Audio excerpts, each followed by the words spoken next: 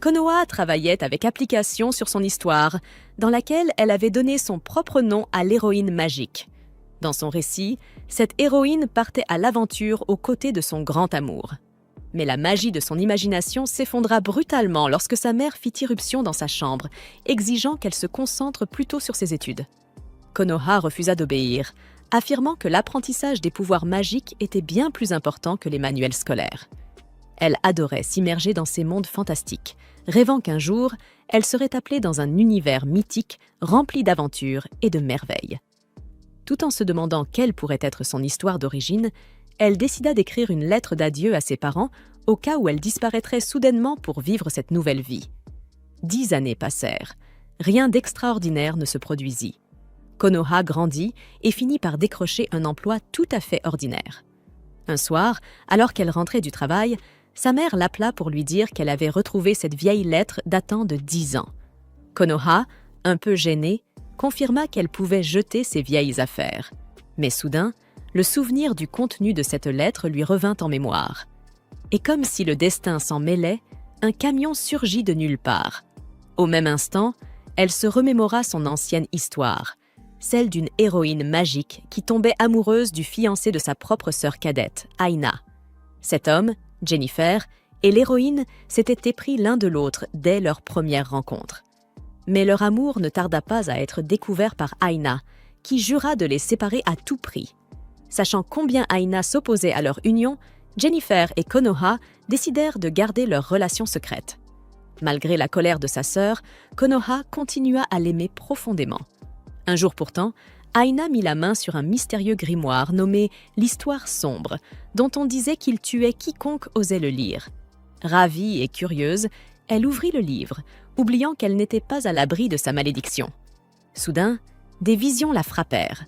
Elle vit le monde réel, celui où Konoha écrivait l'histoire même de leur univers. Elle se vit elle-même, ainsi que Jennifer et Konoha, décrits par la plume de cette autrice qu'elle croyait imaginaire. Puis, sans comprendre comment, Konoha se réveilla dans le corps d'Aina. Avant qu'elle puisse assimiler ce qui venait de se produire, la police, menée par un homme nommé Shano, annonça son arrestation pour tentative de meurtre sur Konoha. Sous le choc, elle réalisa que Shano la désignait comme Aina, et non Konoha. Tentant de se souvenir de sa dernière image du monde réel, elle revit, le camion fonçant droit sur elle. Jetée dans un donjon, la vérité lui apparaît. Elle a été réincarnée. Elle réévalue sa situation, essayant de se rappeler l'histoire qu'elle avait écrite au collège. Alors qu'elle réfléchit à la marche à suivre, la Konoha de son monde fantastique surgit soudain et la serre dans une étreinte chaleureuse, soulagée que personne ne lui ait fait de mal. Aina reste figée, comme pétrifiée par la stupéfaction. Elle n'aurait jamais imaginé rencontrer réellement la Konoha qu'elle avait créée, et elle est exactement telle qu'Aina l'avait imaginée. Tandis que Konoha s'inquiète de son état hébété, Jennifer fait irruption dans le donjon, l'épée dégainée, exigeant que Konoha soit mise à mort. Konoha plaide que, cette fois, Aina n'a rien fait de mal, mais Jennifer se montre bien moins clémente. Ikoldi rappelle à Konoha qu'Aina a tenté à plusieurs reprises de la tuer et mérite l'exécution. Alors que Jennifer égrène les terribles crimes qu'Aina aurait commis dans l'histoire, Aina maudit son ancien moi d'avoir fait d'elle une vilaine si méprisable. Elle n'aurait jamais pensé renaître un jour en tant que personnage qu'elle avait condamné. Après un moment de tension, Konoha implore la clémence.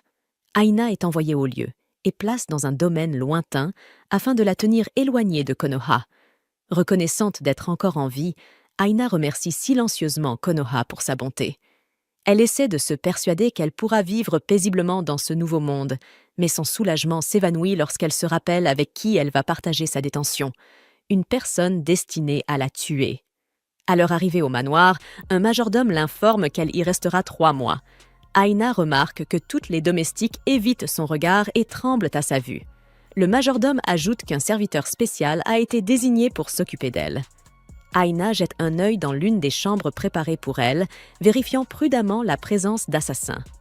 À son horreur, elle aperçoit Sol, un personnage qu'elle avait imaginé devant finir par la tuer. Il est présenté comme son préposé personnel, chargé de rendre son séjour plus confortable. Connaissant sa véritable mission, Aina recule aussitôt lorsqu'il s'approche. Sol suppose qu'elle est simplement épuisée par le voyage et, d'un ton doux, insiste pour qu'elle se repose pendant qu'il lui prépare une boisson chaude. Une fois qu'il s'éloigne, Aina pousse un soupir de soulagement, mais ce répit est de courte durée.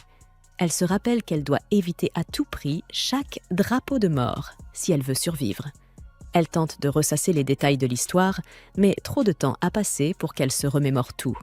Finalement, elle conclut que sa meilleure chance de survie est de prouver qu'elle ne constitue aucune menace pour Konoha.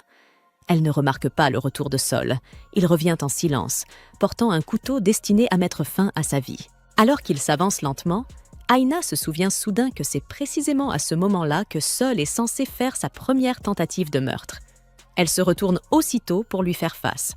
Pris de court, Sol se ressaisit immédiatement et reprend son rôle de majordome irréprochable. Il lui verse une tasse de thé, l'air parfaitement courtois, et lui demande poliment quels sont ses projets. Aina, comprenant son petit jeu, décide d'entrer dans la danse. Tout en répondant calmement, elle observe discrètement la pièce, cherchant du regard le couteau qu'il est censé utiliser contre elle. Elle déclare qu'elle souhaite écrire une lettre à Konoha. Dès qu'il quitte la pièce, Aina se promet intérieurement de mener une vie paisible, de prouver qu'elle ne représente aucun danger, et même d'épouser un noble sans éclat afin de pouvoir être heureuse dans ce monde. Mais Sol revient bientôt et tente de s'approcher à nouveau, ses intentions demeurant floues. Dès qu'elle remarque son comportement, il se remet aussitôt dans la peau du parfait serviteur et lui tend un élégant nécessaire à correspondance, comme il l'avait promis. Aina se met aussitôt au travail, déterminée à survivre. Sa première étape, écrire une lettre à Konoha dans laquelle elle affirme approuver sa relation avec Gina Ford et lui présente ses excuses les plus sincères pour toutes les atrocités qu'elle lui a faites subir. Pendant qu'elle écrit, Sol, resté près de la porte, observe discrètement, intrigué par son attitude. Pourquoi Aina, soudainement, écrit-elle à Konoha? Au lieu de la lui remettre, il décide de livrer la lettre à Gina Ford. Celui-ci est stupéfait en lisant le contenu. Il lui semble impossible qu'Aina ait pu écrire une telle chose. Malgré ses mots d'excuse, il y voit une nouvelle ruse, une tentative manipulatrice pour regagner la confiance de Konoha et frapper à nouveau. Sol, lui, remarque qu'Aina paraît bien plus prudente qu'auparavant, réagissant même aux moindres traces d'hostilité dans l'air. Malgré ses doutes, il reste fidèle à sa mission. Accomplir la volonté de Gina Ford et éliminer Aina tant qu'elle est encore confinée. Plus tard, Sol revient auprès d'elle et lui annonce que la lettre n'a pas pu être remise, car Konoha est parti en voyage avec son oncle.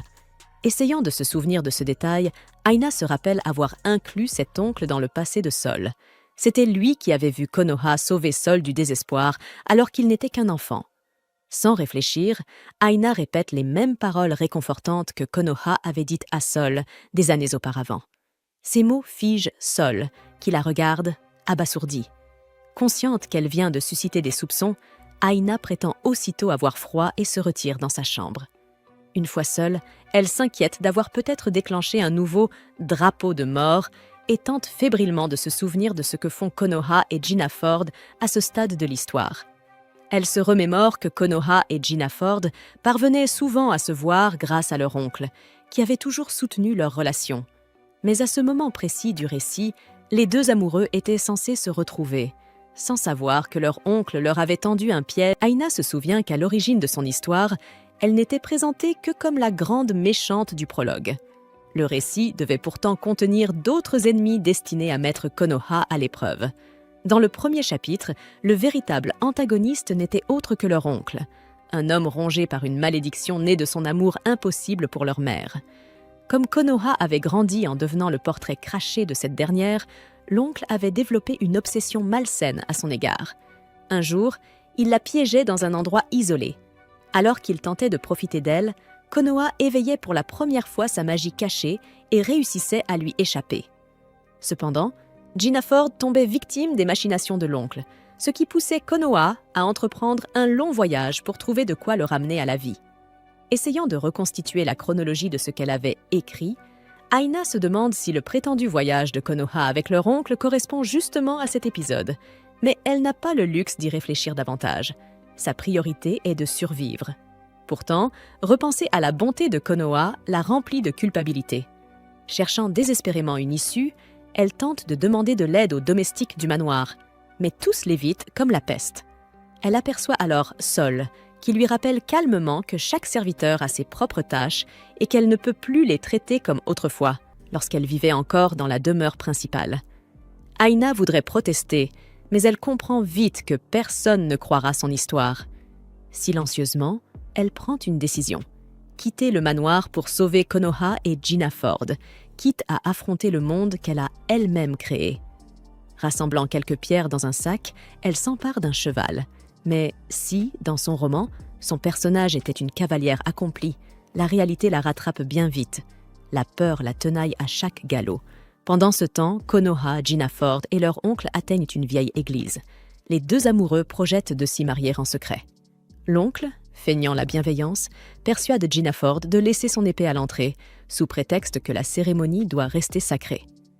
Aina galope à toute allure jusqu'à l'église, arrivant juste à temps pour voir son oncle lever son arme contre Gina Ford. Sans réfléchir, elle lance son sac de pierres avec force, le frappant de plein fouet et sauvant ainsi Konoha et Gina Ford. Elle leur promet d'expliquer la situation plus tard et supplie Gina Ford d'emmener Konoha en lieu sûr.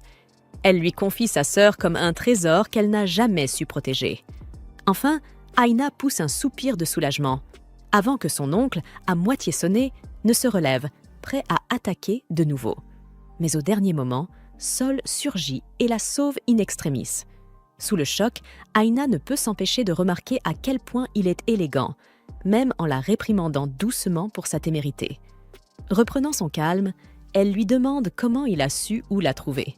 Sol, d'un ton neutre mais protecteur, lui avoue qu'il l'a suivie depuis son départ du manoir. Incapable de la laisser s'aventurer seule dans un monde, Aina ressent une profonde culpabilité d'avoir infligé tant de souffrances à ses personnages.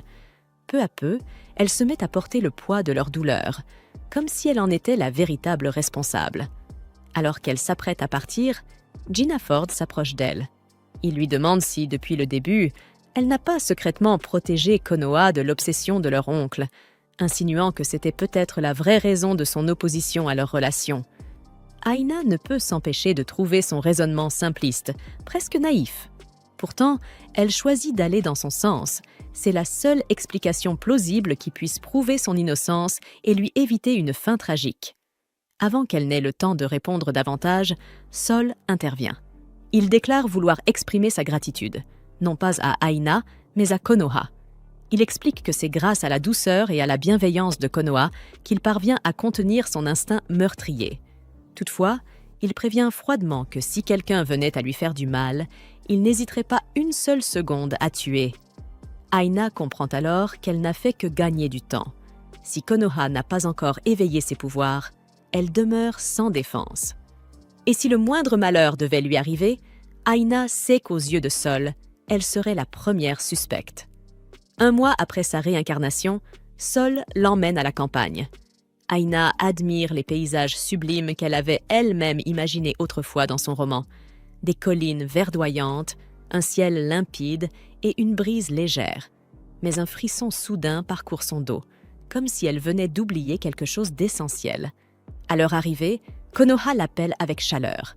Aina, émue, décide d'aller la rejoindre, heureuse de pouvoir enfin passer un moment paisible avec la Konoha qu'elle a créée de toutes pièces. Mais avant qu'elle n'atteigne sa sœur, Gina Ford s'avance pour lui offrir son aide. Aina trébuche malencontreusement et Gina Ford la rattrape de justesse. Sol, impassible, intervient aussitôt.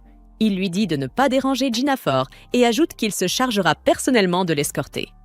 Aina se souvient alors qu'en créant le personnage de Sol, elle l'avait imaginé comme un majordome de glace, le parfait opposé de Gina Ford qu'elle avait conçu autour du feu et de la passion. Elle se surprend à admettre qu'elle avait investi tout son sens esthétique dans la conception de Sol. Froid, distant, mais d'une élégance redoutable, il reste à ses yeux l'incarnation même du charme sombre. En observant Konoha et Gina Ford rire ensemble au loin, Aina sent son cœur se serrer. Doucement, elle se fait la promesse silencieuse de protéger sa sœur, quoi qu'il en coûte. Cette fois, non pas en tant qu'autrice, mais en tant que sœur. Aina se remémore une époque où elle était encore son ancienne elle. Sa mère avait essayé de lui parler des histoires de cœur, Mais au lieu de donner une réponse normale, Konoha avait fièrement déclaré qu'elle était déjà fiancée à Jinford, un homme venu d'un tout autre monde. Après avoir travaillé dur pour prouver qu'elle n'était plus la méchante cruelle dont tout le monde se souvenait, Aina peut enfin profiter de journées paisibles avec sa sœur, comme celle-ci, passée à admirer les fleurs.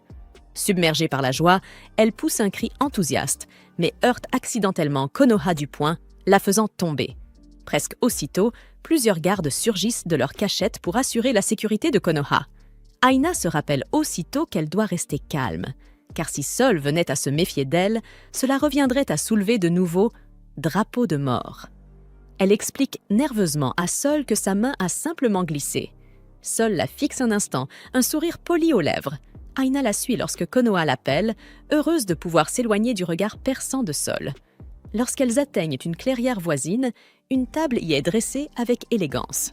Konoha annonce joyeusement qu'elles vont conclure leur observation des fleurs par un thé de l'amitié, une petite fête en l'honneur d'Aina pour la remercier de lui avoir sauvé la vie. Sol lui sert le thé et Jinford explique qu'il est infusé à partir des meilleures feuilles du royaume. Aina respire profondément le parfum apaisant et se réchauffe au contact de la tasse. Autrefois, lorsqu'elle travaillait encore, elle n'avait jamais le temps de se préparer son propre thé et se contentait toujours de bouteilles toutes prêtes. Alors que la petite fête continue, Aina entend un bruissement non loin. Un petit lapin sort des buissons et elle appelle Konoha, toute excitée. Ravie, elle prend la douce créature dans ses bras tandis que les deux sœurs s'émerveillent de sa mignonnerie. Konoha s'éloigne ensuite vers l'autre bout du champ, là où fleurissent des violettes. Mais avant que quiconque ne puisse réagir, une créature semblable à un loup surgit, attrape Konoha et s'enfuit d'un bond. Les gardes se mobilisent aussitôt, tandis qu'Aina reste figée, observant la bête s'enfoncer dans la forêt, un souvenir douloureux refaisant surface. Cet événement s'était déjà produit dans son histoire. Pourtant, il devait avoir lieu dans le chapitre 2, lorsque Konoha et sa troupe partaient chercher des herbes pour soigner Jinford. Aina se souvient alors que, dans son ancienne vie, c'était elle-même qui avait créé le monstre charnel qui enlèverait Konoha. C'était à une époque où elle explorait des idées d'histoire plus sombres, et la créature lui était venue à l'esprit, notamment parce qu'elle écrivait souvent pendant que des drames romantiques passaient en fond sonore. Jinford jure, furieux, tandis que la bête disparaît dans la profondeur de la forêt. Sol remarque qu'Aina semble perdue dans ses pensées, et elle prétend aussitôt qu'elle essayait simplement de se souvenir du type de monstre qu'il s'agissait. Les yeux de Jinford s'illuminent d'espoir, et il la supplie de leur dire tout ce qu'elle sait.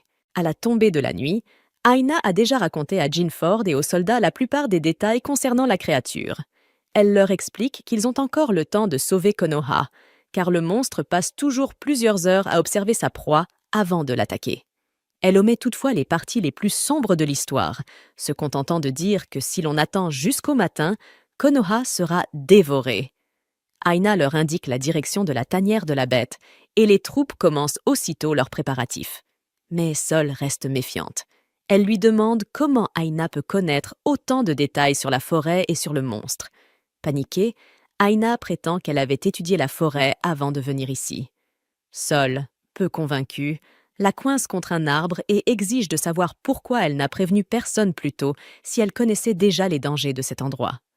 Aina cherche désespérément une excuse, mais avant qu'elle puisse répondre, Jinford l'appelle pour qu'elle les guide jusqu'à la tanière du monstre. Aina accepte avec empressement, pensant qu'en sauvant encore une fois Konoha, Sol cessera enfin de douter d'elle. Elle mène le groupe jusqu'à un sentier sombre et étroit qu'elle sait mener tout droit vers la cachette de la bête. Au moment où elle s'apprête à parler, elle croise le regard inquiet de Jinford.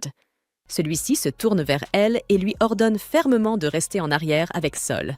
Aina ne proteste pas, mais elle ressent un profond malaise à l'idée d'être laissée seule avec cette dernière. Jinford lui promet qu'il fera tout pour ramener Konoha saine et sauve. Malgré tout, Aina ne peut s'empêcher d'être angoissée. Elle aime Konoha depuis le jour où elle l'a créée, mais désormais, l'histoire a déjà dévié de ce qu'elle avait écrit, et elle redoute ce qui pourrait arriver si Jinford affronte la bête seule. Avant même qu'elle puisse réfléchir davantage, un groupe de gardes surgit en courant, poursuivi par d'autres monstres. Puis, un cri strident déchire la nuit, celui de Konoha. Sans hésiter, Aina s'élance vers la voix. Elle sait que, parce qu'elle a modifié le cours du récit, Konoha n'a plus la magie qui devait la protéger. Voyant la créature lever la patte pour frapper, Aina attrape la première plante à sa portée et la lance de toutes ses forces sur la bête.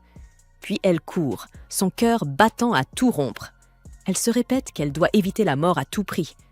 Pourtant, avant même de s'en rendre compte, elle se jette devant Konoha, la protégeant de son propre corps.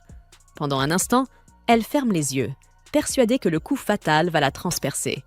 Mais Jinford et Sol surgissent juste à temps et abattent la bête d'un seul élan. Alors que le monstre s'effondre, sa queue fouette violemment l'air une dernière fois, frappant Aina de plein fouet et la projetant contre un rocher tout proche. Jinford se précipite aussitôt vers Konoha pour vérifier si elle est blessée. Konoha lui adresse un doux sourire et lui dit qu'elle n'a jamais eu peur, car elle savait qu'il viendrait la sauver. Jinford la félicite pour son courage. Aina, restée à l'endroit où elle a été projetée, les observe avec un étrange sentiment de fierté. Ces deux personnages qu'elle a créés lui paraissent si parfaits l'un pour l'autre. Soudain, Sol s'approche et la prend dans ses bras pour l'aider à se relever. Surprise, Aina proteste qu'elle peut marcher après un peu de repos, mais Sol réplique sèchement que si elle veut vraiment se reposer, ils peuvent aller rendre visite aux plantes carnivores des environs. Comprenant qu'il tente subtilement de la pousser à avouer ce qu'elle sait réellement, Aina refuse son aide. Ainsi s'achève leur étrange version d'un goûter fleuri. Aina médite sur tout ce qui s'est passé. Même si l'histoire semble dévier de ce qu'elle a écrit, les événements clés suivent toujours le même fil. De retour au domaine, Jinford confie en privé à Sol qu'il n'a plus besoin de lui pour assassiner Aina. Il pense s'être trompé sur son compte, bien que Sol demeure méfiant. Néanmoins, il jure de se plier à la volonté de son maître. 2 mois passent depuis la fête des fleurs. Un jour, Sol entre dans le bureau d'Aina, portant une lettre scellée de son père. Il suppose qu'il s'agit d'une autorisation pour qu'elle retourne dans la capitale. Mais en l'ouvrant, Aina découvre une élégante invitation à un bal. Son souffle se bloque. C'est le même bal qu'elle avait décrit dans le chapitre 3 de son roman. Le soir venu, Jinford et Sol complimentent les deux sœurs, admirant la grâce avec laquelle elles portent leurs robes. Les yeux de Konoha pétillent d'excitation, tandis qu'elle contemple les danseurs. Aina, anxieuse, la met en garde de ne danser avec personne. La confusion de Konoha est évidente, et le regard soupçonneux de Sol se fait plus insistant. Lorsque Jinford invite Konoha à danser, Aina panique.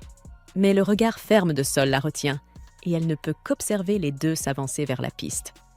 La scène réveille en elle des souvenirs de sa vie passée. Elle se rappelle un festival d'été où sa mère l'avait suppliée de sortir s'amuser, mais elle avait refusé, préférant rêver dans sa chambre. Elle imaginait être appelée dans un monde fantastique pour devenir une sainte destinée à vaincre le roi démon. Sa mère, furieuse, avait ouvert la porte à la volée en lui ordonnant d'aller profiter de la fête. Aina s'était alors réfugiée dans son imagination, utilisant cette émotion pour nourrir le prochain chapitre de son histoire. Elle se souvient maintenant de ce qu'elle avait écrit. Si Konoha dansait à ce bal, elle serait choisie pour entreprendre un voyage afin de vaincre le roi démon. Mais sans sa magie, cette aventure mènerait à sa mort. Et pire encore, Sol la tiendrait responsable et exécuterait sa sentence de ses propres mains. Elle remarque bientôt un homme s'approcher de Jinford et de Konoha, demandant la permission de danser avec Mademoiselle Magnolia. Reconnaissant aussitôt en lui un personnage secondaire qu'elle avait autrefois créé, Aina s'empresse de lui saisir la main avant que Konoha ne puisse répondre, prétendant être elle-même Mademoiselle Magnolia. Elle l'entraîne sur la piste et se met à tournoyer avec tant d'énergie que son partenaire peine à suivre le rythme. Lorsque la musique s'achève, l'homme, étourdi et à bout de souffle, s'excuse pour aller se remettre. Déterminée à empêcher quiconque d'inviter Konoha à danser, Aina scrute la salle de bal à la recherche de la prochaine menace. Bientôt, une silhouette apparaît à la galerie du 2e étage. Elle se souvient de lui. C'est le 2e prétendant qu'elle avait écrit pour inviter Konoha à danser. L'homme aperçoit Konoha et l'interpelle, séduit par sa douceur. Avant que Konoha ne puisse répondre, Aina intervient une fois de plus et s'impose comme cavalière, coupant court à toute possibilité. Après cette seconde danse, ses yeux parcourent la salle, à la recherche du dernier personnage qu'elle sait destiné à inviter Konoha. Et comme elle s'y attendait, le jeune prince s'avance vers sa sœur et lui propose une danse. Anticipant cette scène, Aina avait déjà fait renverser du vin sur le sol de la piste, rendant la danse dangereuse. Les serviteurs conseillent aussitôt au prince et à Konoha de ne pas s'y aventurer. Konoha remarque alors Aina s'éloignant vers une autre partie du bal. Cette dernière sourit, soulagée, convaincue d'avoir encore une fois évité un nouveau drapeau de mort. Elle se dirige rapidement vers le buffet, ses pensées déjà accaparées par les plats de viande rôtie. Mais avant qu'elle n'y parvienne, Sol lui barre le passage et lui tend la main pour une danse. La musique recommence, et avant qu'elle n'ait le temps de refuser, il l'entraîne sur la piste. Aina sent son cœur s'emballer. La main de Sol posée sur sa taille est ferme et indéchiffrable. Sous son contact, elle oublie presque de respirer. Alors qu'ils se déplacent à l'unisson, Aina ne peut s'empêcher de se demander pourquoi elle danse avec l'homme même destiné à mettre fin à sa vie. Sol finit par lui demander qui elle est vraiment. Il a remarqué ses actions étranges pour empêcher Konoha de danser et exige de connaître sa véritable intention. Agit-elle par protection ou par malveillance? Lorsque la musique s'éteint, Sol la quitte sans un mot de plus pour aller chercher une calèche. Aina reste là, troublée, le cœur battant encore.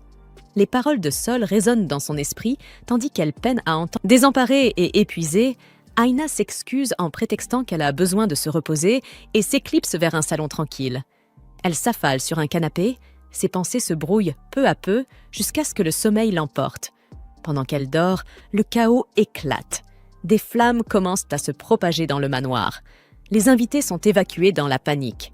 Dehors, Sol et Jinford cherchent frénétiquement Konoha, qu'ils finissent par retrouver assise sous un arbre. Elle leur explique qu'elle s'est tordu la cheville plus tôt et qu'Aina l'avait probablement remarqué, d'où son insistance à lui interdire de danser. C'est seulement à ce moment-là qu'il réalise qu'Aina a disparu. À l'intérieur, Aina se réveille en sursaut. Les couloirs sont engloutis par les flammes et toutes les issues visibles sont bloquées. La panique la saisit. Rien de tout cela ne figurait dans l'histoire qu'elle avait écrite. Elle rassemble son courage et décide de traverser le feu. Elle maudit sa destinée de vilainesse, celle que personne ne vient jamais sauver. Pourtant, elle se force à avancer, se répétant que tout ira bien tant que Konoha vivra heureuse. Soudain, une partie du bâtiment s'effondre, emprisonnant sa cheville sous les débris. Une douleur fulgurante la transperce alors qu'elle tente en vain de se dégager. Au milieu du rugissement du brasier, ses pensées dérivent vers les gens qu'elle a rencontrés dans ce monde. Si le bonheur de sa sœur est assuré, alors peut-être que son rôle est accompli. Mais au moment où elle s'apprête à accepter son sort, une voix perce la fumée, criant son nom. Sol accourt vers elle. Aina le regarde, hébétée, se demandant pourquoi c'est toujours lui qui vient la sauver. Il lui dit qu'elle ne peut pas mourir avant qu'il découvre qui elle est réellement. Brisant une fenêtre d'un coup, il l'entraîne avec lui, et tous deux plongent dans l'étang en contrebas. Konoha et Jinford accourent à leur rencontre. Konoha enlace sa sœur, soulagée de la savoir en vie. Lorsque Aina remercie Sol, il refuse sa gratitude, déclarant simplement qu'il restera à ses côtés jusqu'à ce qu'il découvre la vérité. Ces paroles la troublent, non seulement à cause de la méfiance qu'elle trahisse, mais aussi à cause de la chaleur étrange. Maintenant que ces 3 mois de confinement sont terminés, Aina est de retour au domaine des Magnolias, où elle savoure enfin la tranquillité. Elle se sent comblée de pouvoir vivre aux côtés des personnages qu'elle a elle-même créés, et la paix règne depuis quelque temps. Son personnage préféré, Kamehameha, prend grand soin d'elle, ce qui emplit son cœur de joie. Jinford, témoin de leur complicité, sourit doucement et félicite les 2 sœurs pour leur belle entente. Aina admire profondément Jinford, qui incarne tout ce qu'elle recherche chez un homme. Un autre personnage qu'elle trouve attirant est Sol, mais celui-ci l'effraie, car dans son histoire, il était destiné à la tuer dès le premier chapitre. En le voyant aiguiser un couteau, elle se rappelle qu'elle doit rester prudente. Un seul faux pas, et Sol pourrait encore accomplir son rôle meurtrier. Soudain, Sol attire son attention et lui annonce qu'un invité souhaite la voir. Yomi arrive alors et salue Aina, mais celle-ci le fixe, perplexe. Konoha, en revanche, le reconnaît aussitôt et lui demande comment se passent ses études au royaume de Lily. Aina reste confuse. Elle n'a aucun souvenir d'avoir créé ce personnage. Konoha présente Yomi à Jinford expliquant qu'ils étaient amis d'enfance, leur père ayant été proche jadis. Aina observe la scène à distance, pensant que Yomi est venu rendre visite à Konoha. Mais Yomi la remarque et s'avance vers elle, un sourire doux aux lèvres. Il lui dit qu'il est enfin rentré à la maison et avoue, la voix tendre, que cela lui fait du bien d'entendre sa voix, car il l'aime. Ces mots surprennent profondément Aina. Depuis sa réincarnation, elle n'a reçu que de la haine de la part des personnages qui la connaissaient. Entendre enfin quelqu'un lui dire qu'il l'aime lui procure un étrange sentiment de chaleur et d'apaisement. Elle tente alors de se souvenir si elle avait jamais écrit un personnage amoureux d'Aina. À l'époque, toute son attention était centrée sur Konoha, qu'elle entourait d'hommes idéaux. L'idée lui était venue d'un manga qu'une amie lui avait recommandé, où une princesse était courtisée par plusieurs hommes séduisants. Certains d'entre eux cachaient pourtant de sombres secrets. L'un d'eux, un roi démon, avait prévu de tuer la princesse. Cette idée avait aussitôt captivé Aina. Au début, elle ne créait que des hommes justes et charismatiques, mais en mûrissant, elle avait commencé à inventer des personnages séduisants, mais malfaisants. C'est à ce moment-là qu'était né Yomi, un autre vilain issu de son sombre passé narratif. Alors qu'elle réfléchit à son histoire, elle tente de se souvenir si Yomi avait joué un rôle dans la mort d'Aina.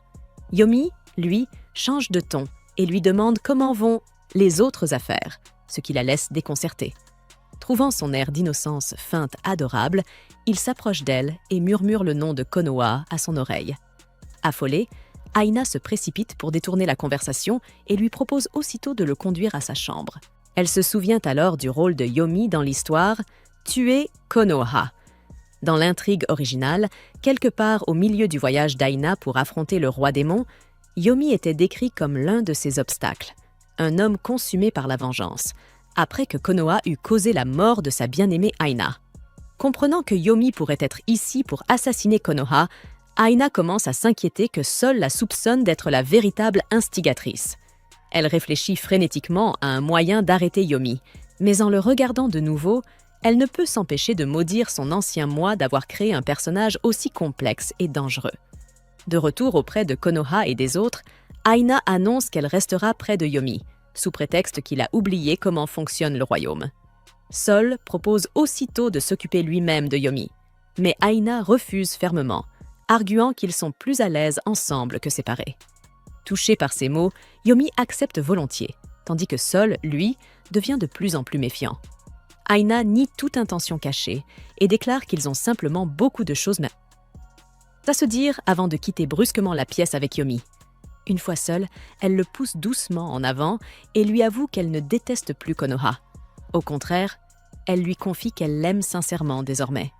Yomi peine à la croire, lui rappelant qu'elle lui avait jadis ordonné de lui envoyer les « chroniques sombres », ce qu'il avait fait sans hésiter. Il se met ensuite à délirer, lui disant qu'elle est magnifique lorsqu'elle manigance la mort de Konoha. Aina tente de le faire taire, mais Yomi poursuit, affirmant que ses paroles ne représentent qu'une infime partie de ce qu'il ressent vraiment pour elle. Il la rassure. Même si elle est maléfique, il l'aimera toujours, alors elle n'a pas besoin de dissimuler sa vraie nature. Aina le regarde avec inquiétude et demande doucement si cette version d'elle-même, celle qu'il chérit, est vraiment la sienne. Aussitôt, les émotions de Yomi s'emballent. Il se met à se blâmer, convaincu que s'il n'était pas parti étudier à l'étranger, il aurait pu la protéger de ce qu'il pense être un lavage de cerveau de la part de Konoha. Une semaine plus tard, Aina est assise seule à une table de jardin. Malgré tous ses efforts, elle n'a pas réussi à convaincre Yomi qu'elle a changé. Elle comprend que son obsession est le fruit de sa propre plume, et jamais elle n'aurait imaginé avoir à lui faire face un jour. Konoha vient la voir et, aussitôt, la simple présence de sa sœur apaise Aina. Konoha remarque que Yomi n'est pas avec elle, et Aina explique qu'il doit encore dormir. Konoha lui dit qu'elle est venue s'occuper des fleurs qu'elle a plantées et lui rappelle, avec chaleur, qu'elle peut toujours compter sur elle. Après tout, elles sont sœurs. Souriant, Konoha lui propose de prendre le thé ensemble et Aina se précipite joyeusement pour le préparer. Pendant qu'elle dresse la table et verse le thé, Konoha se sent choyée par tant d'attention. Aina lui assure, le regard tendre, qu'elle est heureuse de servir celle qu'elle considère comme sa personne préférée. Ni l'un ni l'autre ne remarque Yomi, qui les observe de loin. En voyant la scène, il interprète mal la situation, convaincu que Kanoha manipule et utilise Aina. Plus tard dans la journée, Aina parcourt tout le domaine à la recherche de Yomi. Elle fouille partout, sans trouver la moindre trace de lui. Sol la croise dans le jardin et lui dit qu'il est peu probable que Yomi se soit perdu, alors elle ne devrait pas s'inquiéter autant. Aina répond qu'elle ne s'inquiète pas de le voir égaré, mais plutôt de le voir semer des ennuis. Tandis que ses pensées restent fixées sur Yomi et sur la manière d'éviter qu'un autre drapeau de mort ne se déclenche, Sol, lui, se surprend à penser à Aina. Il n'est toujours pas sûr de ses véritables intentions, et encore moins des émotions étranges qu'il ressent à son égard. Il tend la main, effleure doucement sa joue et avoue qu'il comprend son inquiétude. Il confesse qu'il se demande, lui aussi, si elle mérite vraiment de se tenir aux côtés de Kanoha, et cette pensée le tourmente. Avant qu'Aina ne puisse répondre, le son des cloches de l'église retentit au loin, et Sol s'excuse avant de s'éloigner. Le corps d'Aina se met à trembler. Elle pense que ce moment pourrait avoir déclenché un drapeau de mort. Yomi, qui se trouvait non loin, remarque sa réaction et lui demande pourquoi elle tremble ainsi. Il se demande si Sol, son majordome, la dérange. Aina nie aussitôt, lui prend la main et le supplie de ne pas agir de façon irréfléchie. Yomi lui adresse un sourire doux avant de lui promettre qu'il sera plus discret. Puis, il lui révèle les couteaux cachés dans sa veste et jure de la libérer. Aina panique. Yomi croit toujours qu'elle a été victime d'un lavage de cerveau. Elle se précipite derrière lui, désespérée, tentant de le convaincre d'abandonner ses plans. Ce soir-là, Aina s'installe à son bureau et consigne tout ce dont elle se souvient sur le passé de Yomi. Un mauvais pressentiment la ronge. Malgré son attitude calme pendant le dîner, elle sent qu'il prépare quelque chose. Elle se force à se rappeler comment elle avait écrit, à l'origine, la confrontation entre Yomi et Kanoha. Dans son histoire, Yomi avait attiré Kanoha sur le toit de l'auberge où il séjournait. Il avait attendu que tout le monde soit endormi pour assouvir sa vengeance. Acculé et seul, Kanoha avait accepté son sort, mais ses compagnons étaient arrivés juste à temps pour la défendre.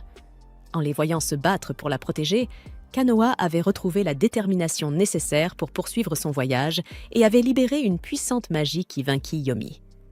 Bien qu'elle connaisse la force de Yomi, Aina croit encore pouvoir le devancer. Réalisant que Yomi pourrait passer à l'action ce soir-là, Aina se précipite vers la chambre de Konoha. Soul la remarque se dirigeant vers les quartiers de Konoha et devient aussitôt méfiant. À l'intérieur de la pièce, Yomi s'introduit par la fenêtre et aperçoit ce qu'il croit être Konoha, déjà endormi dans son lit. Un coup retentit à la porte, la voix de Soul se fait entendre, demandant à Konoha si Aina est venue lui rendre visite. À sa grande surprise, Konoha apparaît dans le couloir, accompagné de Jinford. Alarmé, Soul défonce la porte. Mais la chambre est vide, la fenêtre grande ouverte, et Aina a disparu. Sur le toit, Yomi s'apprête à frapper la silhouette devant lui, persuadé qu'il s'agit de Konoha. Mais au moment où sa lame s'abat, la figure bloque l'attaque et révèle son visage. C'est Aina. Yomi reste pétrifié en la voyant à la place de Konoha. Soul sort en trombe du manoir et aperçoit les deux sur le toit. Aina tente de raisonner Yomi, le suppliant d'arrêter. Elle affirme qu'elle ne déteste plus Konoha, mais Yomi refuse de la croire. Il soutient que Konoha est une tyranne qui réduit Aina en servitude. Ajoutant qu'encore ce matin, elle l'a forcé à lui préparer du thé. Aina se souvient de ce moment et essaie de lui expliquer qu'elle avait voulu le faire de son plein gré. Son véritable problème n'est pas Konoha, mais Soul. Konoha, elle, n'a jamais été qu'une personne bienveillante envers elle. Yomi croit alors comprendre la situation, mais sa vision reste totalement erronée. Il se persuade que la gentillesse de Konoha n'est qu'un masque et qu'elle a délibérément choisi un majordome difficile pour faire souffrir Aina. Désespérée, Aina crie qu'elle a besoin de Soul. À cet instant précis, Soul apparaît, juste à temps pour entendre ces mots. Avant que quiconque ne puisse réagir, une violente rafale de vent balaie le toit. Aina perd l'équilibre et glisse. Soul bondit en avant et la rattrape en plein air, s'agrippant au rebord du toit d'une seule main. Suspendu au-dessus du vide, il la gronde doucement pour s'être aventuré dans un endroit si dangereux, puis s'excuse de ne pas être arrivé plus tôt. Tandis qu'ils se maintiennent difficilement, Yomi les observe attentivement, un trouble grandissant dans sa poitrine. Yomi finit par proposer son aide pour remettre Aina en sécurité. Une fois tout le monde debout, Soul exige de savoir ce qu'il faisait sur le toit. Aina improvise aussitôt une excuse, affirmant qu'elle et Yomi étaient simplement montés pour admirer les étoiles. Elle demande ensuite, nerveusement, à Soul s'il avait entendu quelque chose plus tôt. Soul répond calmement qu'il n'a rien entendu. Soul étant rassuré que Konoha et elle aillent bien, Aina sent soudain une vague d'épuisement la submerger. Une fois Soul parti, Yomi s'étonne de la façon dont elle s'est inclinée devant lui. Il s'apprête à aller confronter Soul à ce sujet, mais Aina l'arrête précipitamment, expliquant que si Soul se montre suspicieux à leur égard, on pourrait la tuer. Les yeux de Yomi s'écarquillent, alarmé. Convaincu qu'Aina vit dans la peur et qu'elle est sous l'emprise de Soul, il en conclut que la seule façon de la sauver est de tuer Soul. Fort de cette résolution, Yomi s'en va, sûr de sa décision, tandis qu'Aina éclate en sanglots d'horreur. Il la comprend toujours aussi mal. Au collège, elle avait une fois, par erreur, remis son roman au professeur au lieu de son cahier d'exercice. Quand le professeur le lui a rendu, il a avoué avoir lu quelques pages et l'avoir loué comme « une merveilleuse histoire ». Dès ce jour, le professeur a cru qu'elle voulait devenir romancière. Aina avait intérieurement eu envie de mourir de honte. Elle se réveille en criant, mortifiée par ce souvenir. Soul accourt aussitôt dans sa chambre, inquiet, tandis qu'Aina tente de chasser cette pensée. Elle lui explique qu'elle a seulement eu un mauvais souvenir, mais peine à s'expliquer davantage, laissant Soul perplexe devant sa réaction. Soudain, Yomi fait irruption et la plaque sur le lit dans un mouvement paniqué, la heurtant accidentellement à la tête. Soul le réprimande pour sa brutalité, mais Yomi réplique que Soul n'a pas le droit de parler non plus puisqu'il est aussi entré sans prévenir dans la chambre d'Aina. La tension monte et Aina comprend alors que Soul est désormais l'une des cibles que Yomi envisage. Pour détendre l'atmosphère, elle assure à Soul que Yomi a simplement paniqué par inquiétude. Ne voulant pas envenimer la situation, Soul s'excuse et retourne à ses fonctions. Une fois seule, Yomi caresse les cheveux d'Aina et jure d'éliminer Soul pour la protéger. Aina panique. Quoi qu'il arrive, si Yomi passe à l'acte contre Soul, cela signifiera très probablement sa propre mort. Si Yomi tuait Soul, alors, premièrement, on lancerait une enquête pour retrouver le meurtrier et Konoha serait dévasté. Deuxièmement, on découvrirait que Yomi avait agi pour Aina. Et troisièmement, on accuserait Aina d'en être la commanditaire, avant de l'exécuter. Mais si Yomi échouait à tuer Soul, alors, premièrement, sa tentative serait révélée, et deuxièmement, Aina serait de nouveau soupçonnée d'en être l'instigatrice, puis exécutée. C'était donc une impasse totale, à moins qu'elle ne trouve un moyen de l'arrêter. Pendant que Soul servait le thé et des gâteaux à Konoha, Aina les espionnait discrètement, remarquant que Yomi était introuvable. Elle pensait avoir tout retenu de l'histoire sombre, mais n'était pas sûre des détails extérieurs à l'intrigue principale. Soudain, Yomi lança un sort, créant un vent violent qui fit envoler le mouchoir de Konoha. Alors que Soul se précipitait pour le récupérer, Yomi lança un autre sort, si puissant qu'il projeta Soul dans les airs. Pourtant, il atterrit gracieusement juste devant Aina, lui demandant si quelque chose n'allait pas. Mais Aina s'inquiétait davantage pour lui. Elle voulut s'assurer qu'il allait bien, ce qui poussa Soul à lui demander si elle se préoccupait de son sort. Aina prit peur, croyant qu'il commençait à se méfier d'elle. Il la rassura en affirmant qu'il n'avait aucun problème. Très vite, son attention se tourna vers Konoha, qui lui dit qu'elle allait chercher quelqu'un. Soul expliqua qu'il avait senti une présence suspecte un peu plus tôt, mais qu'il avait réagi trop lentement. Il soupçonnait que ce vent soudain était dû à la magie, mais il pouvait tout aussi bien s'agir d'une rafale naturelle, puisque personne au manoir n'était censé savoir manier la magie. D'après le livre, les pouvoirs magiques de Konoha auraient dû s'éveiller à ce moment-là, et plusieurs personnages opposés à elle possédaient eux aussi des pouvoirs. Aina se souvint alors que Yomi était partie à l'étranger pour étudier les poisons et la magie, ce qui confirmait le lendemain. Aina décida de passer la journée au jardin avec Yomi. Ils croisèrent Jennifer et Konoha, en train de profiter d'un moment ensemble. Jennifer lui conseilla de se reposer un peu, sachant qu'elle avait veillé tard à lire. Les deux amoureux se regardaient tendrement et il lui promit de rester toujours auprès d'elle. En remarquant Aina et Yomi, Jennifer leur demanda s'ils profitaient aussi du soleil. Ils ne semblaient absolument pas gênés d'avoir été surpris. Aina, en revanche, fut choquée en voyant que Soul était également présent, bien qu'il demeurât dissimulé, comme en mode furtif. Yomi invite Jennifer à prendre le thé avec eux jusqu'à ce que Konoha se réveille. Il avait entendu dire qu'on mettait beaucoup d'efforts à cultiver le thé dans les terres de Jennifer. Il parla d'un excellent thé qu'il avait rapporté du royaume de Lily, espérant qu'ils pourraient le déguster ensemble. Jennifer, intriguée, avoua qu'elle n'avait jamais entendu parler d'un mélange à base de feuilles de thé de Lily et se réjouissait d'y goûter. Comme sa préparation était un peu délicate, Yomi décida de s'en charger lui-même. Il invita également Sol, qui refusa d'abord, mais Jennifer insista pour que le majordome se joigne à eux. C'était une très mauvaise idée. Après tout, Yomi s'y connaissait beaucoup en poison. Aina en était sûre. Le thé qu'il venait de préparer était forcément empoisonné. Faisant mine de trébucher, elle renversa la tasse, éclaboussant la table. Lorsqu'elle s'excusa auprès de Yomi, celui-ci pensa simplement qu'elle n'aimait pas l'idée d'utiliser du poison. Aina, désespérée, aurait voulu qu'il la contredise au moins un peu. Sol s'approcha pour nettoyer, mais il remarqua une odeur étrange. Aina tenta aussitôt de détourner son attention du thé renversé. Étant un assassin, il lui suffirait d'un seul regard pour comprendre la vérité. Heureusement, Konoha éternua, attirant l'attention de tous. Profitant de cet instant, Aina demanda à Sol d'aller chercher une couverture pour sa sœur, tandis qu'elle irait chercher de quoi nettoyer avec Yomi. Alors qu'elle s'éloignait, Yomi la retint doucement, lui glissant avec un sourire charmeur qu'ils pouvaient prendre leur temps pour éviter qu'elle ne tombe encore. Ses mains étaient d'une douceur troublante lorsqu'elles effleurèrent les siennes.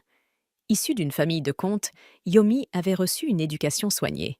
Il avait beau être un vilain, il n'était ni brutal ni stupide. Dans son enfance, il manquait de confiance en lui, et ses frères et sœurs se moquaient souvent de lui. Quant à Aina, malgré les critiques de son entourage, elle se tenait droite et fière, fidèle à son rôle de méchante. En dehors de son lien avec elle, Yomi était un homme admirable, noble, beau et doté d'un caractère exemplaire. Aina se demanda pourquoi un tel homme était tombé amoureux d'elle. Puis, en réalisant que c'était elle qui avait écrit cette histoire ainsi, elle se sentit presque coupable.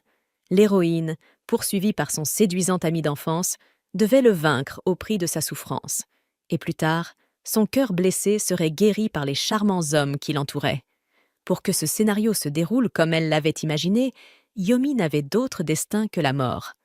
En y repensant, Yomi jugea son ancien moi abject d'avoir inventé un destin aussi cruel. À l'époque, pourtant, Aina était mécontente de bien des choses. Elle rêvait désespérément qu'on la traite comme une véritable héroïne. Aujourd'hui, elle sentait qu'elle n'avait plus le droit d'être agacée par Yomi.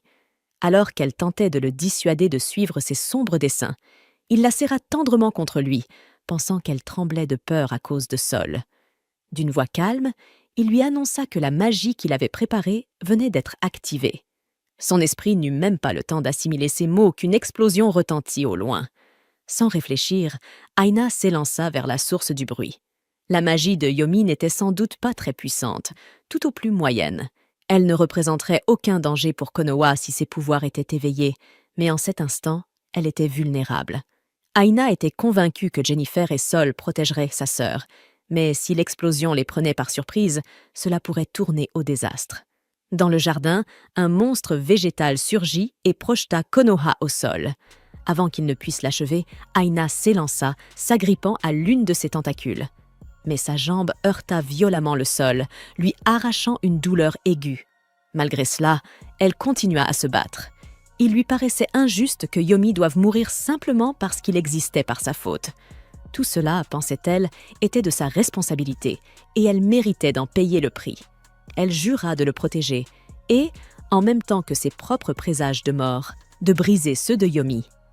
Rassemblant toutes ses forces, elle frappa le monstre en plein œil d'un coup de pied brutal. C'est alors que Jennifer et Sol intervinrent, achevant la créature avec une rapidité foudroyante. Devant leur puissance, Aina comprit que Yomi n'aurait aucune chance contre eux. Il le tuerait, c'était certain. Peu après, Yomi arriva pour prendre de ses nouvelles et s'excusa. Pendant ce temps, Sol expliqua qu'il avait ressenti la présence de quelqu'un animé de mauvaises intentions. Il ajouta que la plante carnivore semblait s'en être prise à lui. Le thé renversé dans le jardin lui rappela une odeur de poison qu'il avait connue dans son enfance, un poison si puissant qu'il l'avait paralysé à l'époque. En repensant à la manière dont Aina avait tenté de le tenir à l'écart, Sol remarqua que son comportement était étrange depuis quelque temps. Il la fixa d'un regard perçant et lui demanda si elle savait quelque chose sur ces événements. Sous cette pression, Aina paniqua. Il était évident qu'il la soupçonnait. Mais Yomi jeta soudain ses gants à terre, confessant ses crimes sans hésitation. Il ne supporterait pas qu'on doute un seul instant d'Aina. D'un ton solennel, il demanda à Sol de ramasser le gant, l'invitant officiellement à un duel. Aina pria silencieusement pour que Sol refuse. Il était un assassin froid et méthodique. S'il voulait régler cette affaire, il le ferait autrement, sans duel, mais par la lame de l'ombre. Elle ne se souvenait pas avoir écrit que Sol était un homme au tempérament aussi impulsif. Pourtant, sans la moindre hésitation, Sol ramassa le gant, acceptant le défi. Aina comprit, au fond, pourquoi il l'avait fait. Le monstre végétal avait mis Konoha en danger, et même si son visage restait impassible, il devait être furieux. Quoi qu'il en soit, c'était son histoire. Et dans une histoire qu'elle avait écrite, un méchant ne pouvait jamais triompher d'un héros. Avant qu'elle ne puisse intervenir, Konoha s'interposa, les suppliant d'arrêter. Elle affirma qu'il devait s'agir d'un malentendu, les exhortant à discuter plutôt qu'à se blesser. Se plaçant entre eux, elle fit résonner sa voix avec une autorité naturelle. Aina réalisa alors que le pouvoir de l'héroïne était absolu, impossible à contester. Elle encouragea sa sœur de toutes ses forces. Mais Yomi, déterminé, n'en voyait plus l'intérêt. S'il le fallait, il menaça de jeter son deuxième gant au visage de Konoha pour la faire taire. Sol, fou de rage, trancha dans l'air pour dégager Konoha de l'emprise de Yomi, pointant ensuite son épée vers le visage de son adversaire. Il existait dans l'histoire plusieurs scènes de duel n'ayant rien à voir avec la trame principale. Et à chaque fois, leur déclencheur était l'héroïne. Sol s'excusa auprès de Konoha. Refuser un duel après l'avoir accepté revenait à tourner le dos au dieu de la guerre. Konoha tenta de le raisonner, tandis qu'Aina l'encourageait désespérément. Mais Jennifer, elle, donna raison à Sol. Dans ce monde, ramasser un gant jeté à terre revenait à déclarer devant les dieux qu'on acceptait de risquer sa vie dans un duel sacré. Aina se sentit terriblement gênée. Entendre les règles de son propre univers lui être récitées à voix haute lui rappelait à quel point elle avait mal prévu cette situation. En temps normal, après un incident comme celui de la plante carnivore, Jennifer aurait d'abord interrogé Yomi. Mais à présent que le duel était scellé, il ne pouvait plus revenir en arrière. Il ne croyait pas une seule seconde que Sol puisse perdre, mais dans le cas improbable où cela arriverait, son regard lança à Yomi un message sans équivoque. Peu après, Yomi et Sol se préparèrent à s'affronter. Conformément au rite, Jennifer proclama que chaque duelliste ne pourrait utiliser que sa main dominante. Il demanda à Yomi laquelle il préférait, au cas où il serait ambidextre, et celui-ci choisit la droite. Ainsi, seul le bras droit de Yomi et le bras gauche de Sol pourraient manier une épée. La victoire reviendrait à celui qui forcerait l'autre à se rendre, ou à celui qui survivrait. Tout cela, encore une fois, était la faute de l'Aina du passé. Sur un signe de Jennifer, le duel commença. En une fraction de seconde, les deux adversaires se ruèrent l'un sur l'autre, frappant avec une puissance dévastatrice. Aina, le cœur serré, était persuadée que Sol allait tuer Yomi. Elle voulut intervenir, mais Jennifer l'en empêcha, lui précisant qu'avant de connaître les véritables raisons de tout cela, elle n'avait pas le droit de bouger. Au collège, quand rien ne se passait comme elle le voulait, la véritable Konoha rêvait de posséder de la magie. Parfois, elle en était même persuadée, et elle passait son temps à importuner les soi-disant dieux avec des demandes étranges. Alors que ses amis priaient pour vivre de belles histoires d'amour, elle priait pour obtenir le feu, l'eau, le vent, la terre et la magie de guérison. Elle essayait de concentrer une force anormale dans ses mains pour lancer une boule de feu. Mais tout ce qu'elle obtenait, c'était une chaleur bizarre au creux de ses paumes. La vraie Konoha avait aussi essayé des amulettes et des breloques censées dégager la bonne énergie, mais aucune n'avait fonctionné. Aina savait qu'elle n'avait pas de pouvoir magique.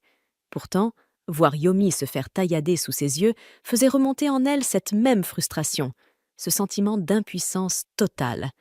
Elle aurait tout donné pour avoir un pouvoir spécial à cet instant précis. Et ce qui la bouleversait encore plus, c'était que le duel n'était toujours pas terminé. Aina s'en voulait de le penser, mais en matière de technique, Sol dominait largement Yomi. Elle se demanda un instant s'il se retenait, mais c'était impossible, pas tant que Konoha était impliqué. Jennifer, observant le combat, fit remarquer que Sol avait du mal. Ses mouvements semblaient maladroits, conséquence directe de la blessure qu'il s'était infligée en tombant du toit pour sauver Aina. Paniquée, Aina se demanda si Sol pouvait vraiment perdre. C'était bien que Yomi ne meure pas, mais si Sol tombait, il mourrait à sa place, et même sa mort ne ferait pas disparaître les drapeaux de mort qu'elle portait. Ignorant les ordres de Jennifer, Aina repoussa sa main et s'élança vers les deux combattants. Peu importait qui mourait, elle savait qu'on la soupçonnerait quand même. Elle s'interposa donc entre eux, arrêtant Yomi avant qu'il ne puisse abattre sa lame sur Sol, mais une fois là, elle ne sut plus quoi faire.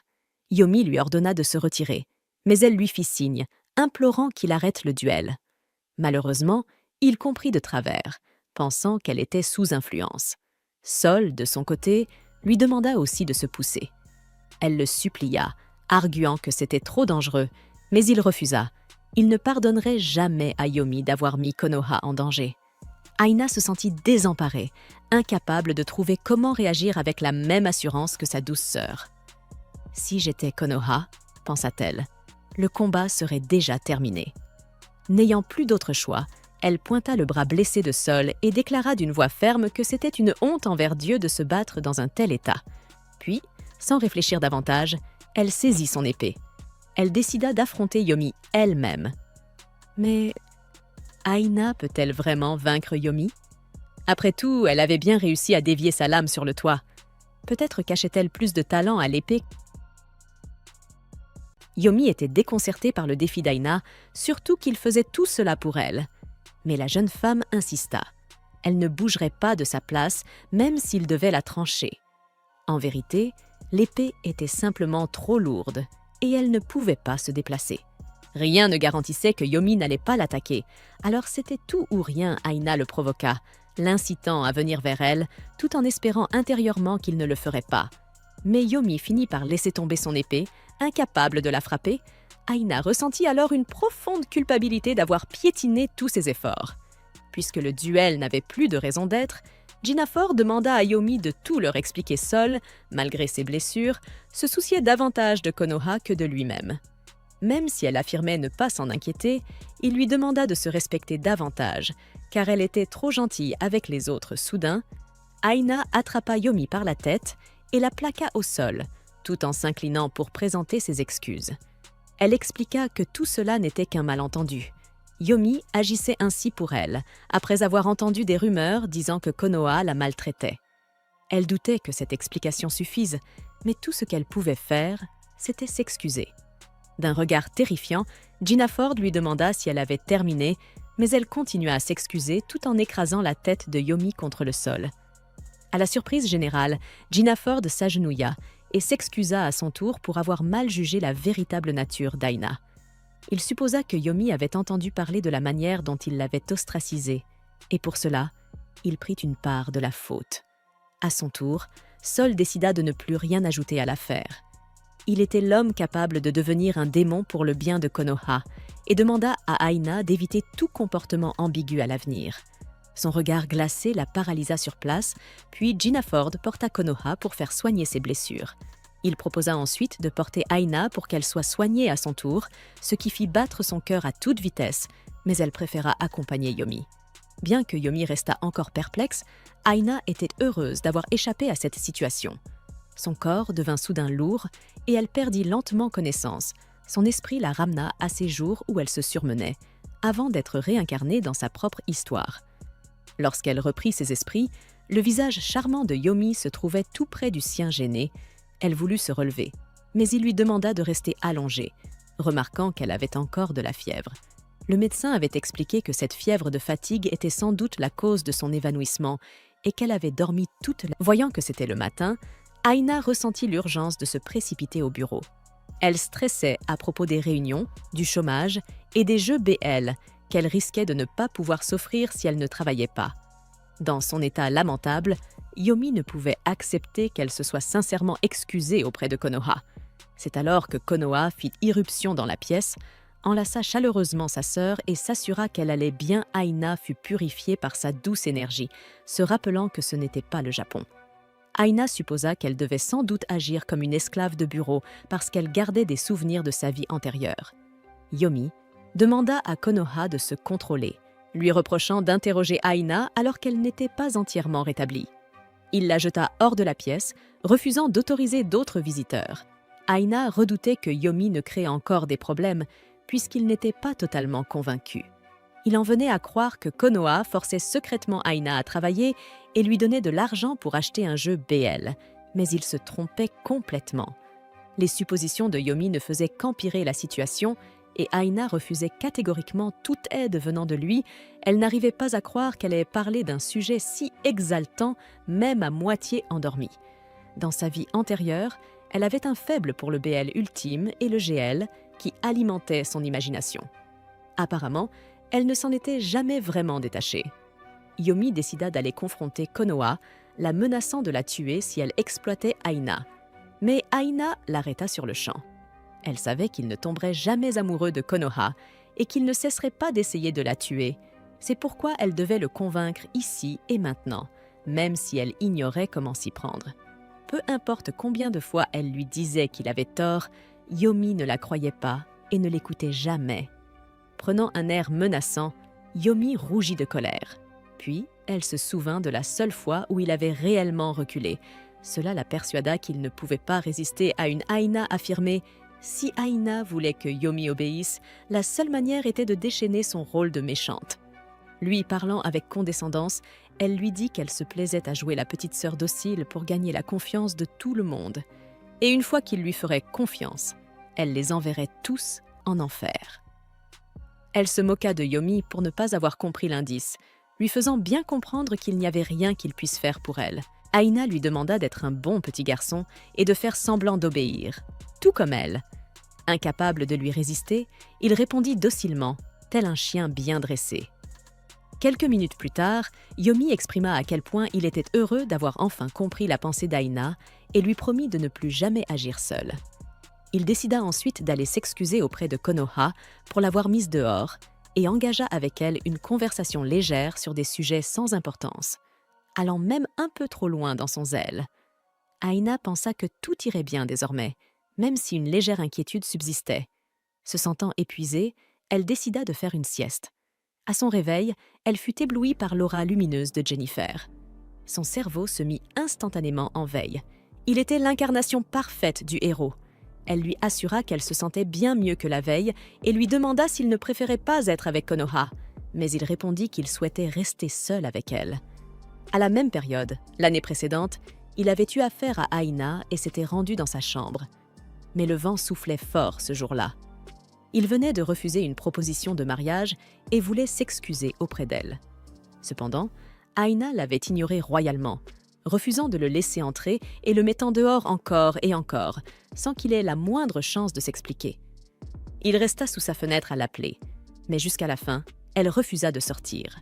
Finalement, il abandonna et partit, et aussitôt après, Aina fit son apparition à une fête où elle commença à tourmenter Konoha Jennifer, pensa qu'elle avait agi ainsi pour les protéger de son oncle, même s'il s'était déjà excusé. Malgré tout, il voulait encore lui dire quelque chose. En privé, il la prit dans ses bras, leurs fronts se touchant, et la remercia doucement. Aina en resta sans voix. Puis elle se souvint qu'il s'agissait d'un élément de l'or de son propre livre. Dans ce monde, la température d'un malade se mesurait en collant les fronts l'un contre l'autre. Dans le royaume des roses, on appelait cela le foreheading. Autrefois, elle aimait beaucoup ce mot qu'elle avait inventé et adorait imaginer des scènes romantiques où les héros prenaient soin les uns des autres. Elle faisait souvent en sorte que l'héroïne ou le protagoniste attrape un rhume juste pour ces moments de tendresse. Mais cette fois, vivre la scène en vrai était tout autre chose. Aina sentait son visage brûler, son cœur battre à tout rompre et son sang affluer si fort à la tête qu'elle crut un instant qu'elle allait fondre sur place. Gina Ford, inquiète pour elle, décida de rester aux côtés de Kurt et lui proposa de lui lire un livre jusqu'à ce qu'elle se calme. Mais cette attention ne fit qu'accentuer son embarras.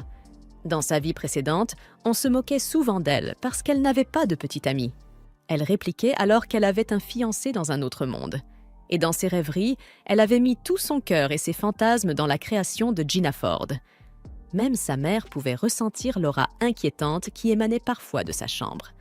Lorsque la véritable Konoha sortait chercher un pudding, sa mère en profitait pour jeter un œil à son carnet et restait pétrifiée en voyant encore Gina Ford apparaître entre ses pages. Depuis toujours, Ryo Konoha imaginait toutes sortes de scénarios avec lui. Gina Ford représentait son idéal absolu. Elle avait absorbé toutes les connaissances possibles, peaufinant son image au fil du temps. Le premier Gina Ford n'était qu'un garçon impulsif portant un bandeau.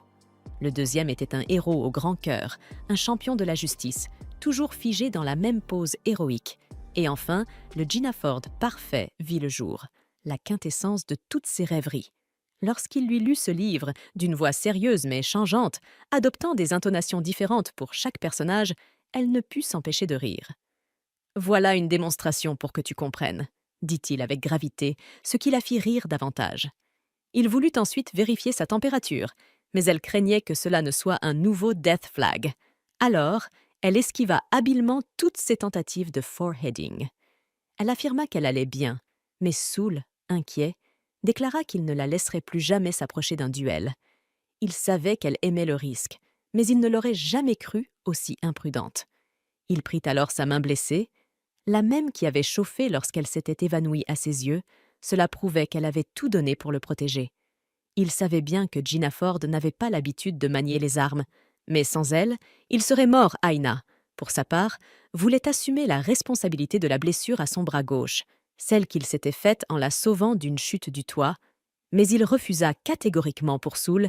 Il n'était rien d'autre qu'un serviteur, et sa seule raison d'exister était de protéger sa maîtresse.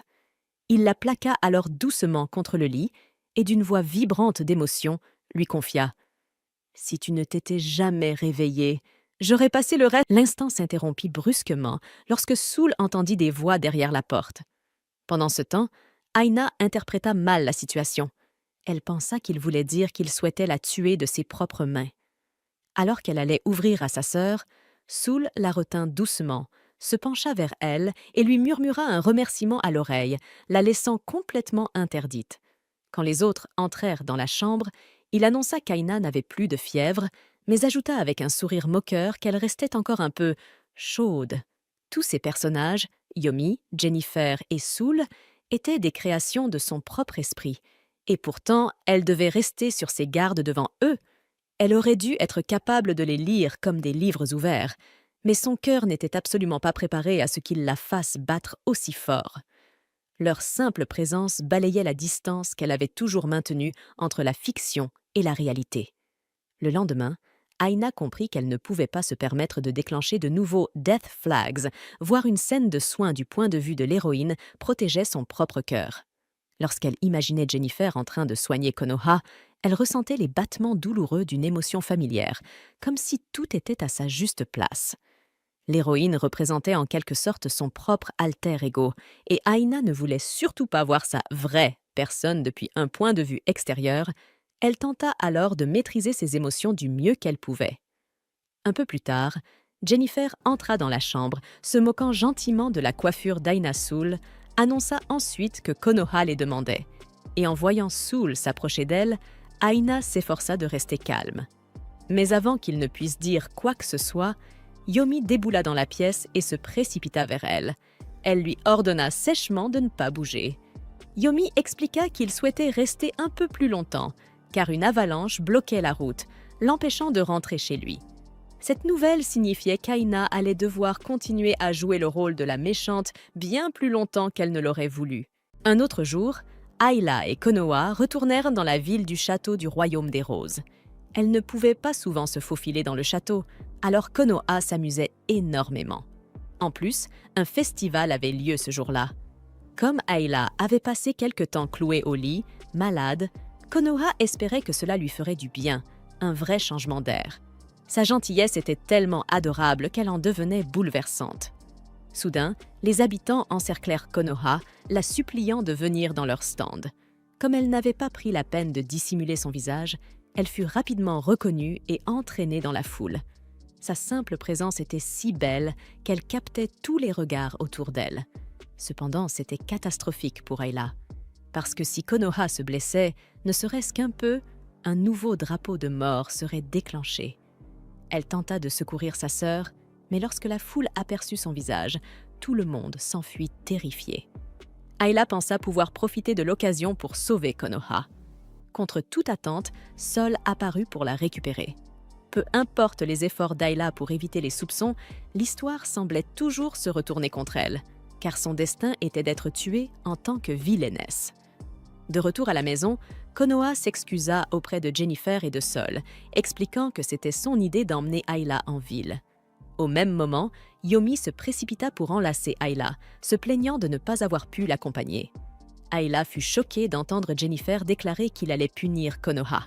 Il la mit en garde contre les dangers, ayant entendu des rumeurs inquiétantes sur de jeunes femmes très belles qui disparaissaient mystérieusement en ville. En complimentant sa beauté, il lui conseilla d'être plus consciente des risques qu'elle courait. Jennifer et Sol seraient toujours là pour la protéger, ce qui la fit réfléchir. Peut-être avait-elle pris cela pour acquis. Jennifer l'attira doucement contre lui, lui rappelant que c'était grâce à elle qu'il pouvait être aussi fort. Puis il lui dit tendrement de ne plus s'aventurer dehors sans précaution. L'un des majordomes entra alors, annonçant que Konoha avait un visiteur. Mais elle n'attendait personne.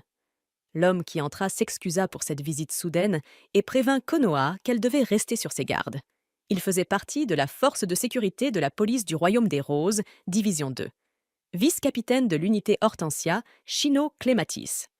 Il informa Konoha que de nombreuses jeunes femmes magnifiques avaient disparu récemment.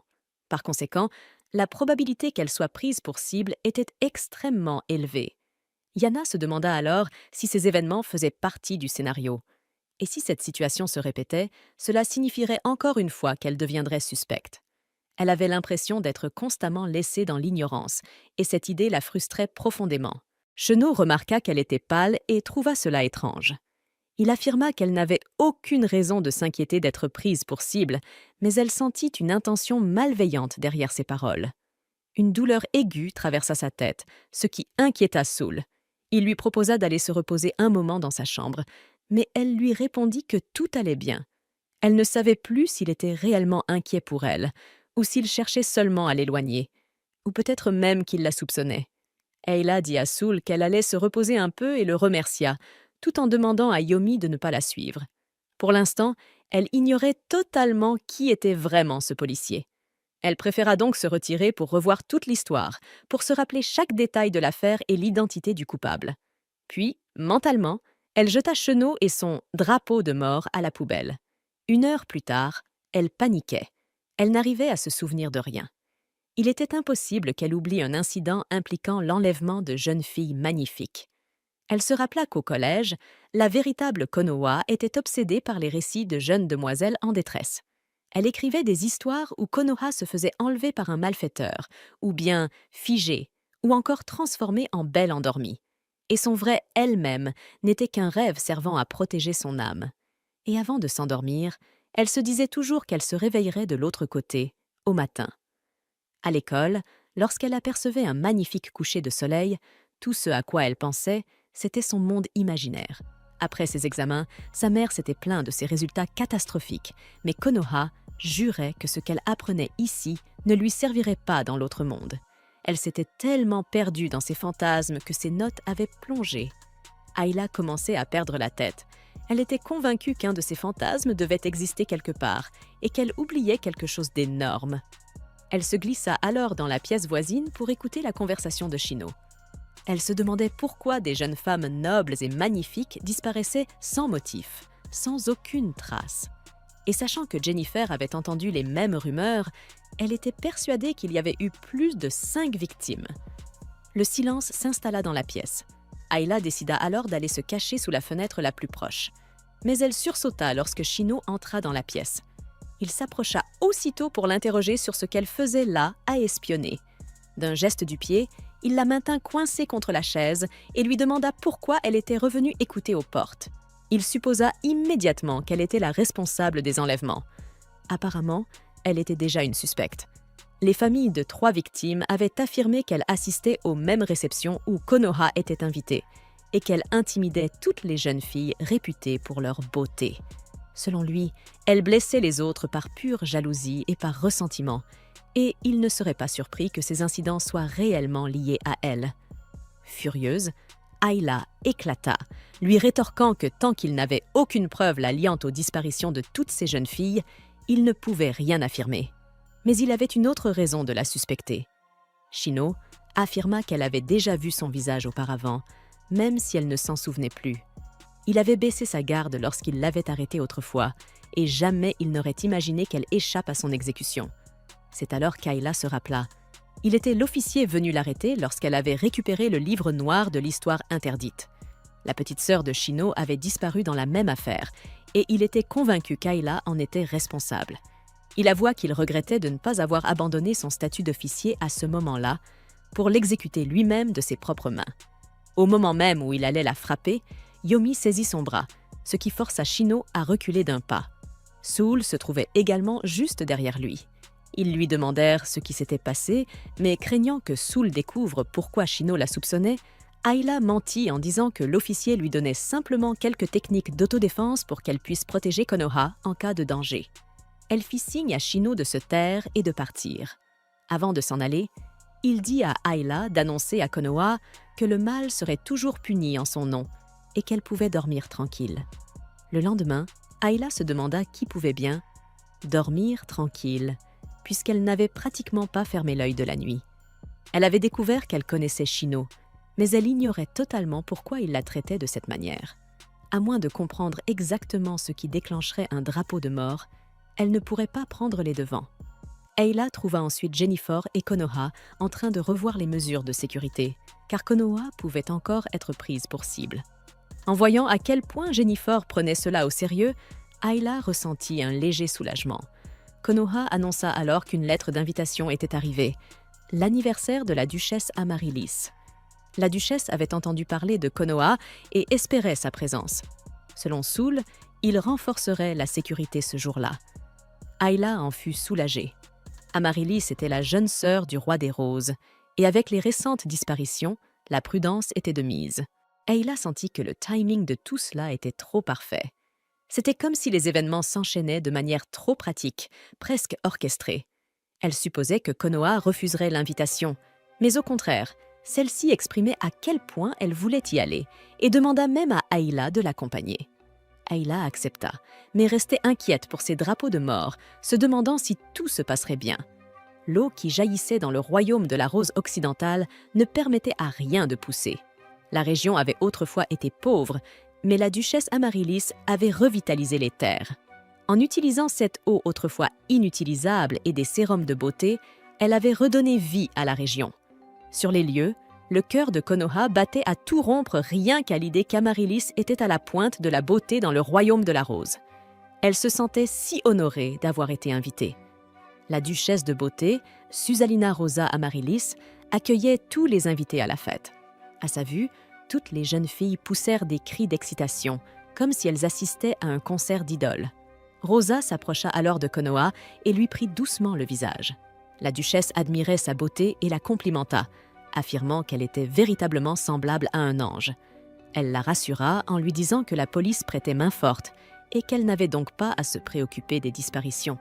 La duchesse souhaitait apaiser la douleur dans le cœur de Konoha. L'unité Hortensia demanda alors à tous de leur confier la gestion du lieu, tandis qu'ils prenaient leur position. Les jeunes femmes s'extasiaient, fixant tous les officiers séduisants. Ayla se rappela alors que l'unité Hortensia était la police, celle avec laquelle Shanou collaborait. Plus tard, Sol fit un commentaire sur la manière dont Ayla engloutissait nourriture et boissons, trouvant cela très inconvenant. Mais elle répliqua qu'elle n'avait rien d'autre à faire et qu'elle s'ennuyait. Il alla lui chercher sa boisson. Elle s'ennuyait tellement qu'elle regrettait de ne pas avoir amené Yomi, mais apparemment, il avait attrapé un rhume.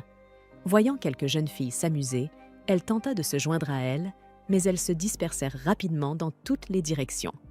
Plus elle essayait, plus elle fuyait. Elle ne voulait rien avoir à faire avec la méchante. À présent, Ayla avait encore plus de mal à se faire des amis que dans sa vie passée, bien que son vrai moi n'ait jamais eu d'amis. Ayla avait beaucoup d'ennemis. L'unité de Chino se montrait méfiante à son égard, tout comme les domestiques. Dans tous les cas, elle estimait qu'il valait mieux rester seule. Par accident, elle heurta une jeune femme sur laquelle du vin avait été renversé, mais elle prit cela pour du sang. Avec tant de regards braqués et l'odeur d'alcool de la jeune femme, Ayla lui proposa de l'accompagner aux toilettes pour qu'elle se nettoie. La jeune femme ressortit dans une magnifique robe neuve qu'Ayla lui avait donnée, grâce à Yomi. Apparemment, il l'avait glissée parmi ses affaires quand elle ne regardait pas. Cette fille était d'une beauté différente de celle de Konoha. Ayla lui demanda alors comment elle en était arrivée là, mais la jeune femme ne souhaitait pas parler, affirmant que ce n'était pas quelque chose à révéler aux autres. Elle finit par expliquer qu'elle était la fille de son père et d'une maîtresse. Récemment, sa mère était décédée en ville et la maison de son père l'avait accueillie. Mais sa sœur aînée avait un caractère épouvantable, tellement épouvantable que cela rendait la jeune fille folle. La sœur aînée ne gagnait jamais son propre argent, mais se moquait du travail de sa mère. Et en raison de la différence de statut, elle était traitée comme une esclave. C'est en fait cette sœur aînée qui avait renversé du vin sur elle, la ridiculisant devant tout le monde. La jeune femme se présenta alors sous le nom de Minoa Camélia. Et comme Minoa n'avait pas grandi dans la noblesse, elle ne connaissait pas le visage d'Ayla. Sol et Jennifer vinrent alors vérifier qu'Ayla allait bien, confondant Minoa avec son amie. Si l'on ouvrait le Dark History, on pouvait voir l'obscurité que le vrai Konoha portait dans son cœur à l'égard des personnages féminins. Dans le récit, Konoha était entouré exclusivement d'hommes, qu'ils soient inconscients ou simplement présents. Les femmes, si elles existaient, n'avaient soit aucune histoire, soit elles étaient traitées comme de la merde. Ces rôles étaient généralement attribués à de jolis garçons efféminés. Au fur et à mesure que l'histoire avançait, il devenait nécessaire d'introduire des personnages féminins. Et, sous l'influence d'une dame de son quartier, elles étaient toutes essentiellement lesbiennes. Oui, je cite l'anime à 100% ici. Ayla avait du mal à retrouver Manoa parmi la foule. La boucle d'oreille semblait très précieuse et elle ne voulait surtout pas la garder avec elle. Elle craignait qu'on ne la lui vole. C'est alors qu'elle entendit Manoa se disputer avec sa sœur à propos de sa robe.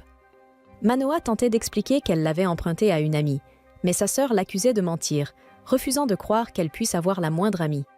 Elle pensait plutôt que leur père la lui avait achetée, alors que ce dernier n'avait jamais fait plus que le strict minimum envers Manoa depuis la mort de sa mère.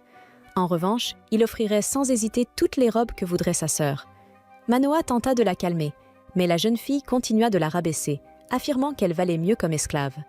Alors qu'elle s'apprêtait à renverser du vin sur elle une nouvelle fois, Ayla intervint en se jetant entre elles, se retrouvant trempée à la place de Manoa. Elle avait agi sans réfléchir.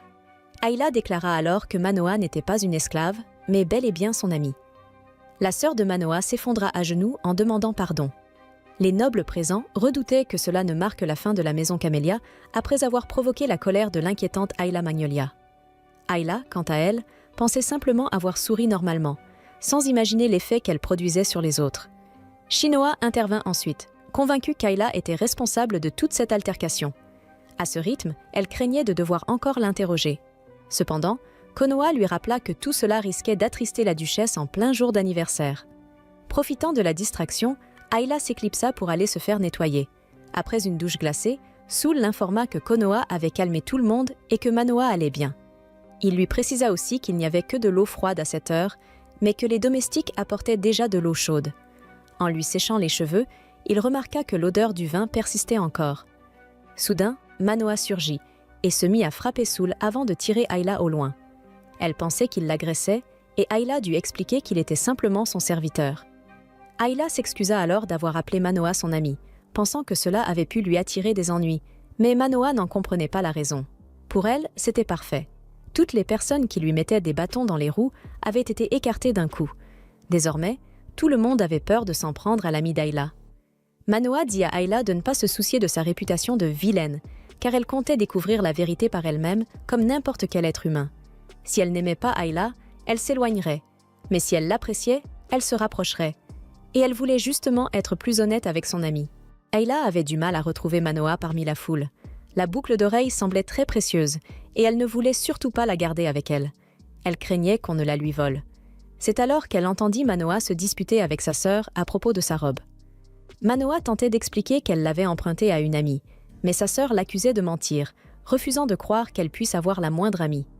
Elle pensait plutôt que leur père la lui avait achetée, alors que ce dernier n'avait jamais fait plus que le strict minimum envers Manoa depuis la mort de sa mère.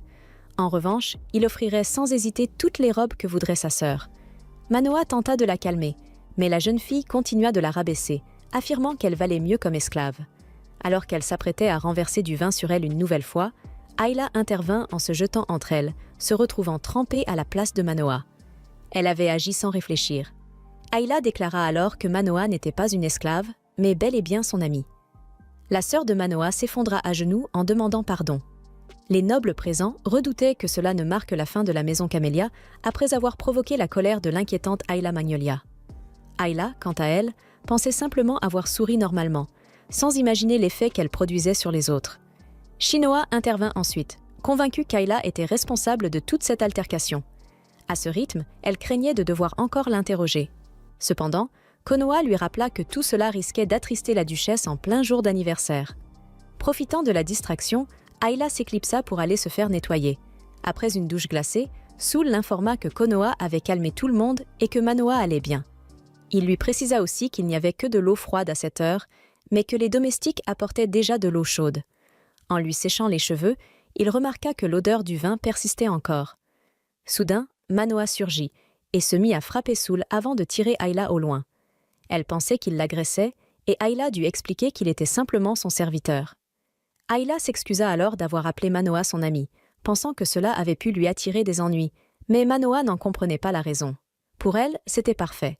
Toutes les personnes qui lui mettaient des bâtons dans les roues avaient été écartées d'un coup. Désormais, tout le monde avait peur de s'en prendre à l'ami d'Ayla. Manoa dit à Ayla de ne pas se soucier de sa réputation de vilaine, car elle comptait découvrir la vérité par elle-même comme n'importe quel être humain. Si elle n'aimait pas Ayla, elle s'éloignerait, mais si elle l'appréciait, elle se rapprocherait. Et elle voulait justement être plus honnête avec son amie. Dès qu'Ayla se montra, elle devint immédiatement la principale suspecte dans l'affaire. La sœur de Manoa rappela qu'Ayla avait déjà tenté de tuer Konoha avec son passé sombre, et l'accusa d'avoir éliminé Manoa de la même manière. Les nobles présents se retournèrent aussitôt contre elle, la traitant de véritable méchante, pourrie jusqu'à la moelle. Shinoa ordonna alors qu'on l'emmène pour un interrogatoire. Pendant ce temps, alors qu'elle prenait le thé avec Amaryllis, Konoha renversa accidentellement sa tasse. La duchesse, croyant qu'elle était simplement nerveuse, lui conseilla d'aller se reposer dans sa chambre. Sol l'accompagna, remarquant qu'elle était un peu pâle. Konoha expliqua qu'elle se sentait mal à l'aise, comme si elle avait entendu un cri, presque comme si elle savait que sa sœur était en train d'être interrogée. Ayla, elle, hurlait son innocence pendant que les domestiques la fouillaient.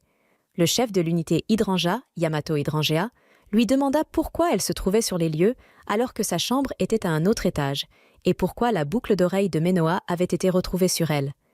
Ayla expliqua qu'elle avait ramassé la boucle d'oreille dans l'intention de la lui rendre. Yamato demanda alors si elle connaissait suffisamment Manoa pour reconnaître le motif de ses bijoux. Ayla répondit qu'une fête donnée par la duchesse était un événement social, et que se mêler aux invités était une simple règle de courtoisie. Elle pensa qu'en parlant de Manoa ainsi, elle donnait l'impression d'un contact normal, ce qui l'empêcherait d'être trop suspecte trop vite. Les invités, ainsi que Shinoa, avaient vu l'altercation dans la salle de bal, et comme elle avait rencontré Manoa à l'after-party, Sol pouvait servir de témoin. Ayla avoua avoir ramassé la boucle d'oreille aujourd'hui. Si l'on découvrait qu'elle l'avait depuis la veille, elle comprenait qu'on puisse penser qu'il s'était passé quelque chose entre elles. Yamato décida donc qu'ils rendraient eux-mêmes la boucle d'oreille. Mais alors qu'Ayla allait sortir, Shinoa la retint. Elle n'était pas libérée. L'enquête réelle sur la disparition allait commencer, et elle serait placée sous sa surveillance dans une autre pièce. C'était pour l'empêcher de s'enfuir, puisqu'elle restait suspectée dans l'affaire des jeunes femmes enlevées. Après coup, Sol trouva que la police avait agi de manière précipitée dans ses conclusions. Ayla lui expliqua qu'elle voulait simplement un endroit tranquille pour pouvoir écouter ce qu'elle avait à dire. Elle ne pouvait absolument pas lui révéler qu'elle se méfiait d'elle, sinon il la tuerait. Sol confirma ensuite que Konoha ne se sentait pas bien lorsque Ayla lui avait posé la question. Après avoir discuté avec la duchesse, Konoha s'était soudain refroidi. Ayla voulait aller voir sa sœur, mais Konoha dormait déjà. Peut-être était-ce parce qu'elle était une beauté à la peau claire, mais Ayla trouvait que Konoha ressemblait à une poupée parfaitement façonnée lorsqu'elle dormait. Ayla se rappela alors qu'il y avait un passage de l'histoire où Konoha se transformait en poupée. Dans le récit, tout commençait lorsque le roi des roses lui envoyait une invitation.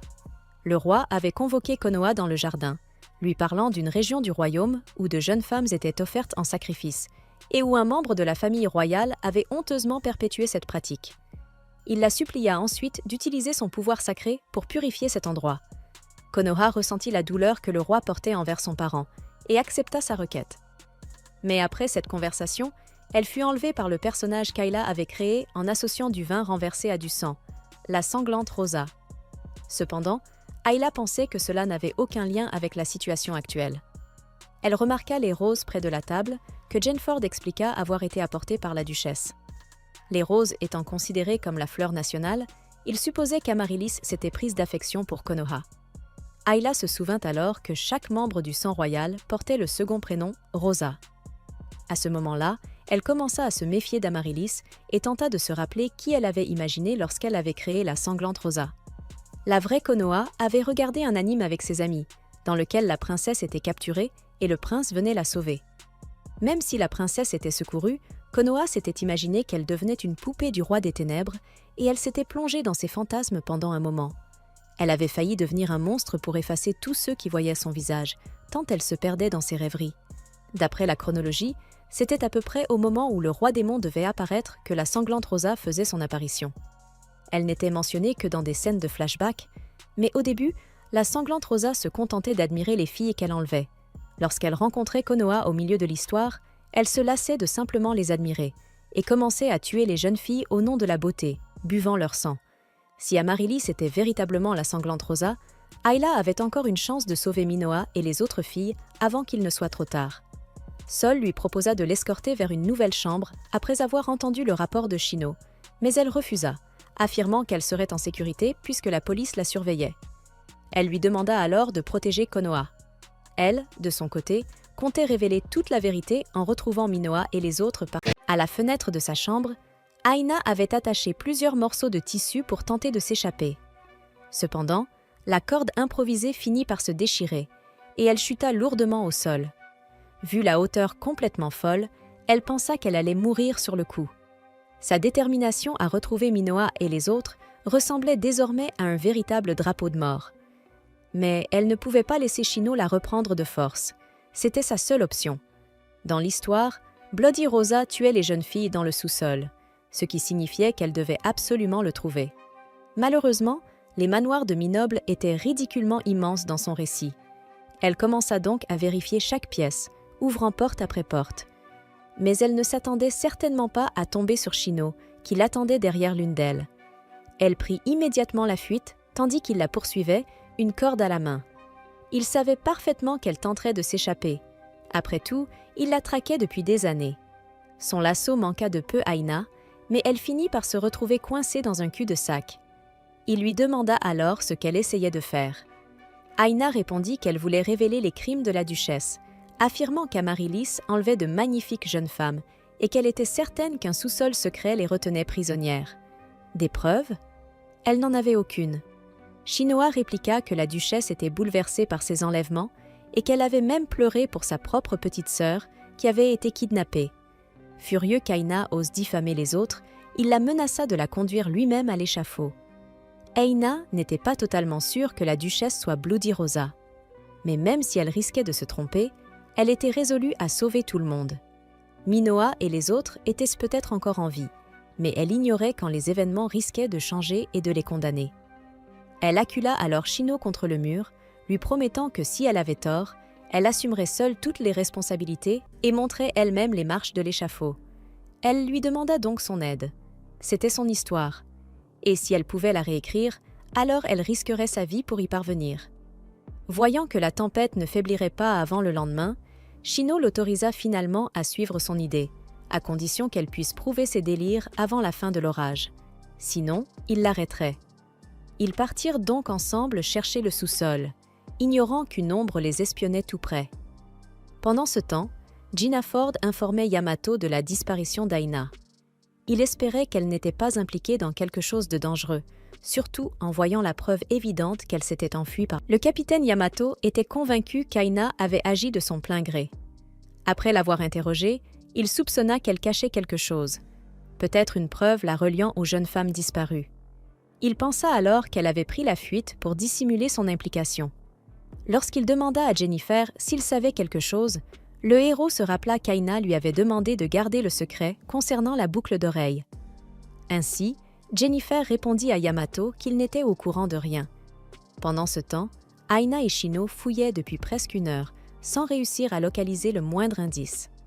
Shino lui reprocha de ne pas avoir mémorisé les lieux, mais elle lui hurla qu'elle l'avait fait, qu'il n'y avait simplement pas de sous-sol. S'il coopérait avec elle, ce n'était pas seulement pour pouvoir l'arrêter ensuite. Shino voulait aussi prouver que la duchesse n'était pas ce genre de personne. Aina tenta alors de réfléchir comme Konoha, l'héroïne. Peut-être pourrait-elle utiliser ses pouvoirs sacrés pour détecter un sous-sol invisible aux yeux du commun. Elle se souvint ensuite que Konoha avait été invitée pour un thé privé avec la duchesse. Pourquoi une ravisseuse aurait-elle laissé passer une occasion d'enlever une proie lorsqu'elles étaient seules? Shino répondit que cela pouvait être dû à un problème avec la cible, ou à l'absence d'une ouverture. S'il pensait être seul, mais qu'une 3e personne s'était immiscée, il n'aurait pas pu agir. Se rappelant soudain que Soul était présent avec Konoha ce jour-là, Aina saisit la main de Shino, le remerciant. Elle commençait enfin à assembler les pièces. Elle décida de se rendre là où la duchesse avait reçu Konoha. La serre, au 2e étage, côté ouest du centre. Ils arrivèrent à la serre que Aina et Shino se retrouvèrent enchaînés face à Amaryllis. La duchesse avait déjà attaché 2 autres jeunes filles, qu'elle utilisait comme des jouets à cause de leur beauté. Shino n'en croyait pas ses yeux. Amaryllis se moqua de lui, le traitant d'imbécile pour avoir osé croire en elle. Elle lui révéla également que sa sœur se trouvait ici. Alors que Shino la cherchait depuis si longs mois, Amaryllis, elle, lui donnait tout son amour dans une chambre spéciale. En entendant les cris de la sœur de Shino et de Minoa, Aina et Shino commencèrent à se débattre, essayant désespérément de briser leur chaîne. Mais la duchesse les menaça d'abîmer le corps de Shino ici et maintenant. Cherchant un moyen de le sauver, Aina demanda à Amaryllis si elle était vraiment capable de lui retirer ses vêtements. Elle doutait fortement que la duchesse puisse y parvenir. Après tout, ses habits étaient le fruit d'une construction fantasque typique des mondes imaginaires, parfaitement incompréhensible dans la réalité. Le mot « original » pour l'ancienne Aina, dont le passe-temps était d'inventer des personnages, était un enchantement magique qui la grisait de fierté créative. Ses amis attendaient avec impatience de découvrir ces personnages originaux. Elle leur disait que le résultat était un peu étrange, jouant la fausse modestie, alors qu'elle savait très bien ce qu'elle faisait. Quand on lui demandait comment fonctionnait telle ceinture ou tel accessoire, elle répondait « par magie ». Si une tenue était visuellement belle, son fonctionnement réel n'avait strictement aucune importance. La vraie Konoha aurait voulu s'agenouiller devant ces personnages pour s'excuser de leur avoir créé des vêtements impossibles à enfiler ou à retirer. C'était ainsi qu'elle avait conçu les uniformes de Shino et de certains autres personnages, lesquels n'avaient presque pas d'histoire, mais des tenues invraisemblables. À cet instant, Aina sentait qu'elle allait mourir écrasée par la honte de son passé otaku, et elle supplia intérieurement la duchesse d'arrêter. C'était comme si elle lui transperçait le cœur. Soudain, la duchesse lui proposa une collaboration. Elle suggéra qu'elles unissent leurs forces pour capturer toutes ces jeunes femmes qu'Aina avait harcelées lors de différentes soirées, persuadée qu'Aina détestait les jolies filles. Mais Aina répondit calmement qu'elle avait mûri et dépassé ces choses depuis longtemps. Elle affirma que la duchesse lui ressemblait autrefois, une femme obsédée par la beauté qui tentait d'abandonner ce qu'elle était vraiment, refusant d'admettre la laideur en elle jusqu'à en devenir tordue par la haine. Amaryllis gifla violemment Aina. Elle déclara qu'elle se servirait d'elle pour nourrir sa propre beauté. Elle ouvrirait son corps et boirait son sang. Dans un pays de l'Est, disait-on, certaines femmes buvaient le sang de jeunes filles vivantes pour préserver leur beauté éternelle. Aina était terrifiée, persuadée qu'elle allait être tuée. Mais Shino lui cria de se ressaisir, de ne surtout pas perdre connaissance. Aina se rappela alors comment, dans l'histoire, Konoha se faisait enlever par Amaryllis. Cependant, les compagnons de l'héroïne la protégeaient et forcèrent la duchesse à céder. Après avoir appris ce qu'avait été Amaryllis autrefois et l'histoire du roi des roses, Konoha avait éprouvé de la tristesse pour la duchesse tourmentée. Autrefois, la duchesse avait perdu sa jeune sœur, une beauté délicate, emportée par la maladie. Elle l'aimait et la chérissait plus que la maladie ne la haïssait.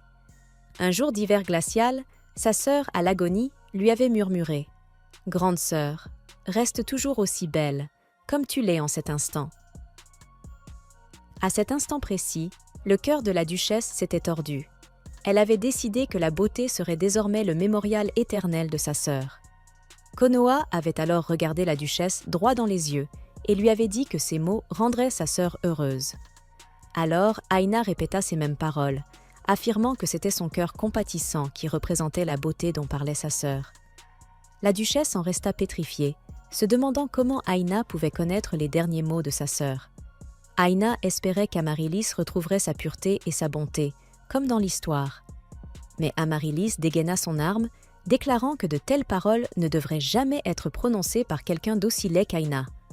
Shino tenta de l'arrêter, mais la duchesse lui rappela qu'Aina était la principale suspecte dans l'affaire des enlèvements de jeunes beautés. S'il mourait ici, Aina serait accusée de tout. Amaryllis déchira alors les vêtements d'Aina, lui ordonnant d'offrir son sang. Alors qu'elle se ruait sur elle, Shino s'interposa pour protéger Aina. Ses mains furent couvertes de sang. Il avait forcé ses entraves et ne pouvait plus les utiliser.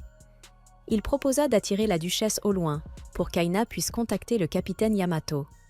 Comme sa sœur et les autres victimes se trouvaient encore ici, Shino préférait se sacrifier plutôt que de laisser Amaryllis les atteindre. Aina accepta, sachant qu'aller chercher de l'aide serait bien plus utile. Quand Amaryllis s'approcha, Aina s'enfuit en courant, mais trébucha dans les escaliers. Shino tenta de distraire la duchesse, mais elle l'envoya valser d'un coup. Les filles enfermées furent alors prises en otage par les sbires d'Amaryllis. La duchesse menaça de les tuer si Aina tentait de s'enfuir. Dans sa vie précédente, Aina pouvait faire revenir des personnages d'entre les morts d'un simple trait de plume. Mais maintenant, cette histoire était devenue réalité, et ceux qui mouraient ne reviendraient pas. Aina se précipita pour sauver Shino de l'attaque de la duchesse. Heureusement, en tombant dans les escaliers, ses entraves s'étaient desserrées. Certes, elle n'était peut-être pas en mesure de faire grand-chose, mais Aina n'était plus la même qu'elle avait été dans sa vie passée.